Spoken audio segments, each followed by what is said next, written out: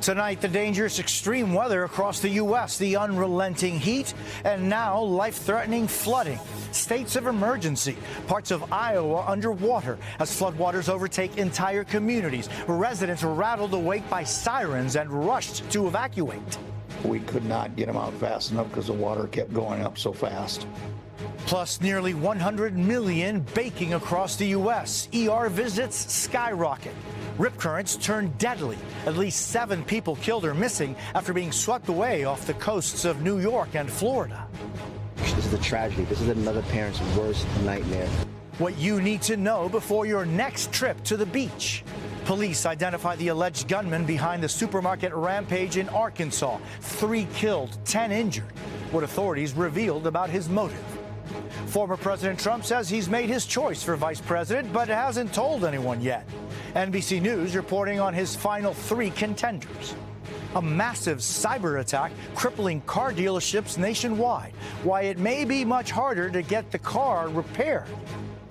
Powerful new images. The hiker lost in the mountains of California for 10 days. Immigration. How is the debate prep going? Well, President Biden is hunkered down at Camp David for intensive prep sessions led by former Chief of Staff Ron Klain that will include mock debates.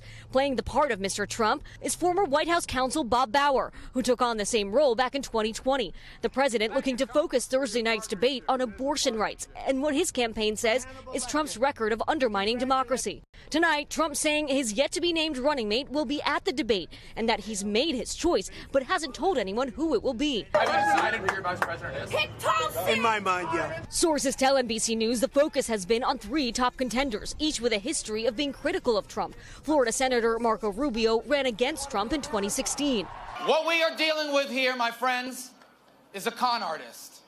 He is a con artist. Before entering politics, Ohio Senator J.D. Vance adamantly opposed Trump. I'm a never Trump guy. I never liked him. And North Dakota Governor Doug Burgum briefly ran against Trump for this year's nomination. Would you ever do business with Donald Trump? I don't think so. Why? I just think that it's important that you're judged by the company you keep, and You just wouldn't do business with him? No, I wouldn't. All 3 VP contenders are now loyal allies of the former president. Sources say the campaign wants a candidate who won't overshadow Mr. Trump, but also someone who could be the future of the Republican Party. Dasha joins us now from a Trump rally in Philadelphia. Dasha, what have we learned about when Mr. Trump may announce his running mate? Jose, the campaign is still deciding whether to announce before or after sentencing for his conviction last month. Sentencing is set for July 11th, just days before the Republican National Convention. Jose? Dasha Burns in Philadelphia, thank you. And you can watch that first presidential debate Thursday night right here on NBC. A trip back to Earth has been delayed for 2 American astronauts aboard the International Space Station. Astronauts Butch Wilmore and Sunita Williams blasted off on Boeing's Starliner earlier this month. Were supposed to return last week, but they're staying to study some technical issues that developed with the spacecraft. So the Starliner is now scheduled to head home next week. This is NBC Nightly News with Jose Diaz-Balart. Good evening. A huge portion of the country is baking right now under a heat dome that's not letting up. Weather patterns over much of the U.S. are simply stalled. Other parts of the country are trapped under severe storms. This is what happened in northwestern Iowa today. Residents woken up by sirens designed to alert people to tornadoes, now warning that a levee had broken and floodwaters were rushing toward them. Entire communities evacuated. Many residents had to be rescued by boat. Meanwhile, the heat indexes in parts of the East Coast hit 109 today. And if you're hoping for relief soon, you may be out of luck. Take a look at this. 260 million Americans will have temperatures above 90 for most of next week. George Solis is covering it all from a sweltering Philadelphia where temperatures hit 99 today.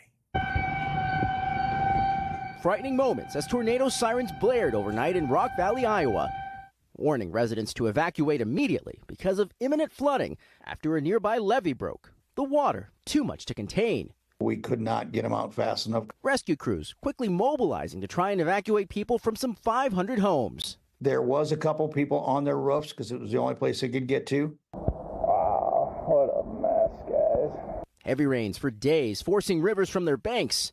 From the air, harrowing scenes like these. Entire neighborhoods underwater. With a flood emergency already in effect, this afternoon, Governor Kim Reynolds extending a disaster declaration for some of the hardest hit areas. Meanwhile, extreme heat gripping parts of the country. More than 100 million people under heat alerts from California to New York. In some places, it feels like it's more than 100 degrees. Cities like Philadelphia are sweltering. Scale of 1 to just torture, what would you rank this heat at right now? For me, torture? Today, Baltimore hitting a record 101 degrees. It's been terrible. I've just been making sure I've been staying inside. The heat turning deadly in Idaho. Officials there reporting 2 heat-related deaths. The CDC is tracking the extreme heat across the country in real time. Last year saw more than 2,300 heat-related deaths, up from years prior. And hospitals across the country are bracing for more patients, but the extreme heat just won't let up. Are you seeing a spike in patients coming in with heat-related injuries? Right now we are seeing a spike. It's a little bit of a mixed picture with patients who have chronic medical problems, and their problems are being exacerbated by the heat illness too. George joins us from Philadelphia tonight, and they could see a record broken there this weekend, George? That's right, Jose, and we have the thermometer at the ready to confirm it. The forecasted expected heat expected to reach 98 degrees, which if true, would break a more than 130-year record here in the city of Philadelphia. Jose? George Solis in Philadelphia, thank you. An American tourist is back home tonight following a nightmare ordeal. Arrested and detained for months after accidentally bringing ammunition on his vacation to the islands of Turks and Caicos. Now, a major change may make it easier for another detained American to get out soon. Dana Griffin has the story. This was the moment. 70 days of anxiety quickly melted away. Ryan Watson reunited with his family in Oklahoma, captured by NBC affiliate KFOR. I snuck a family photo in the lining of a Bible when I was in jail, and I prayed about this, and to see that this has been answered, I'm so grateful. Watson was released from Turks and Caicos after being held on charges of bringing ammunition to the popular beach destination, punishable by up to 12 years in prison. Hours earlier, Watson learned his fate at this Turks and Caicos courthouse. So happy that the judge took a holistic approach. But before boarding the plane back home, he wanted to dress the part. So much better. Recently, a total of 5 Americans have been arrested after small amounts of ammo were found in their bags. Watson is now the 4th back in the U.S., receiving a $2,000 fine, $500 for each hunting round he says he accidentally brought to the island back in April. Sharita Greer is the last American still on the island. She hugged Watson goodbye after a months-long bond over their vacation misfortune. We still got to get Sharita home. She's my adopted sister now. I won't be able to rest completely until she's home. Turks and Caicos, which depends on tourism for 95% of its economy, just amended a law requiring a mandatory 12-year minimum sentence for firearm offenses after a U.S. congressional delegation last month visited island officials calling for leniency. It was a huge weight that was lifted. This latest release giving new hope to the last American stuck in paradise limbo. Dana Griffin, NBC News. Coming up next, car dealer chaos, the massive cyber attack that's putting the brakes on dealerships around the country. Also, miracle rescue, one hiker's wilderness survival story. We've got a remarkable story to tell you about. This is the emotional moment. A missing California hiker finally reunites with his family after being lost in the Santa Cruz Mountains for 10 days. The 34-year-old drank from streams, ate wild berries, and yelled for help. And someone finally heard those yells, and police sent in a drone and a search dog and finally got the hiker out. Car dealerships around the country are under attack tonight by cyber criminals, compromising data and impacting everything from buying new cars to fixing vehicles you already own. Jesse Kirsch reports. If you're trying to buy or service a car, tonight you might have to pump the brakes because of cyber attacks potentially slowing down business at thousands of car dealers. Address, vehicle price, customer name, that kind of stuff, like titling information. Obviously, you got to make sure your date of birth, full name are correct. At Zoc Toyota in Waterford, Michigan, Eric Schlensky says normally software from CDK Global helps with that information. It is what we run all the car deals out of, all the repair orders for service, all the parts orders. In Austintown, Ohio, Justin Bradley says his team at Jim Shorkey Auto Group has been using a typewriter. We are hand doing contracts and hand doing paperwork. That means it's been taking longer for customers to buy a car.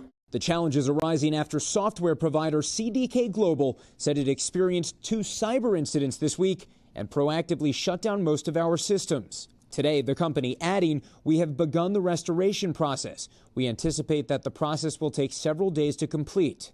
CDK says it works with more than 15,000 retail locations in North America. It's not clear how many dealerships are impacted, but cybersecurity expert Katie Brooks says these challenges reach beyond the auto industry. This incident is part of a growing trend of cyber attacks towards small and medium-sized businesses across the country. It is very much a crime of opportunity and a crime of financial gain. And so if there is money involved, there is the chance that this could happen. Brooks says it's too soon to know the impact on things like personal data as the auto industry tonight navigates a bumpy road. Jesse Kirsch, NBC News. That's NBC Nightly News for this Saturday. I'm Jose Diaz-Balart. Thank you for the privilege of your time, and good night.